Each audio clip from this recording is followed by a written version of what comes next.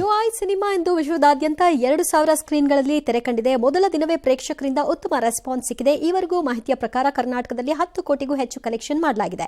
UI cinema ಕಣ್ತುಂಬಿಕೊಂಡಂತಹ cine ರಸಿಕರು ಜೈಕಾರ ಹಾಕಿದ್ದಾರೆ. ನೀವು ಬುದ್ಧಿವಂತರಾಗಿದ್ರೆ ಚಿತ್ರಮಂದಿರದಿಂದ ಎದ್ದು ಹೋಗಿ ಅನ್ನೋ ಲೈನ್ಗೆ ಫ್ಯಾನ್ಸ್ ಅಂತೂ ಹುಚ್ಚೆದ್ದು ಕುಣಿದಿದ್ದಾರೆ. ಮೊದಲ ಶೋಗೆ ಬಂದವರಿಗೆ ಉಪ್ಪಿ ಅಭಿಮಾನಿಗಳು ಸಿಹಿ ವಿತರಣೆ ಮಾಡಿದ್ದಾರೆ. ಎಲೆಕ್ಷನ್ ಟೈಮಲ್ಲಿ ವೋಟ್ ಅಂತ ಟೈಮಲ್ಲಿ ಯಾವ ಮಾಡ್ತೀವಲ್ಲ ಅದು ಕೂಡ pin to pin ಬಿಚ್ಚಿಟ್ಟಿದ್ದಾರೆ.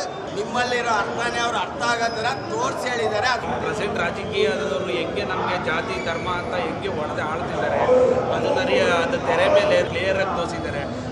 ಒಳ್ಳೆಯರಾಗಿದ್ರೆ ಎದ್ದೋಗ್ಬಿಡಿ, Buddhivantara ದಂಡ್ರಾದ್ರೆ. Court ಜಾಮೀನು ಕೊಟ್ಟ ಹಿನ್ನೆಲೆಯಲ್ಲಿ ಮತ್ತು ಸಡಲಿಸಿದ ಹಿನ್ನೆಲೆಯಲ್ಲಿ ನಟ ದರ್ಶನ್ ಅವ್ರ ಕುಟುಂಬದ ಜೊತೆ ಮೈಸೂರಲ್ಲಿ ಅವರು ಫಾರ್ಮ್ ಹೌಸ್ಗೆ ಹೋಗಿದ್ದಾರಂತೆ. ಒಳ್ಳೆಯದು, ಅದು ಅವ್ರಿಗೆ ಸಿಕ್ಕಿರೋ ಸ್ವಾತಂತ್ರ್ಯ ಮತ್ತು ಹಕ್ಕು.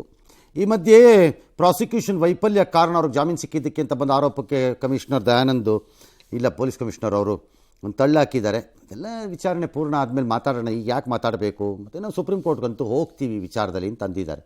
ಇಟ್ಸ್ ಆಲ್ ರೈಟ್, ಅವ್ರವ್ರ ತೀರ್ಮಾನ ಅವ್ರವ್ರಿಗೆ.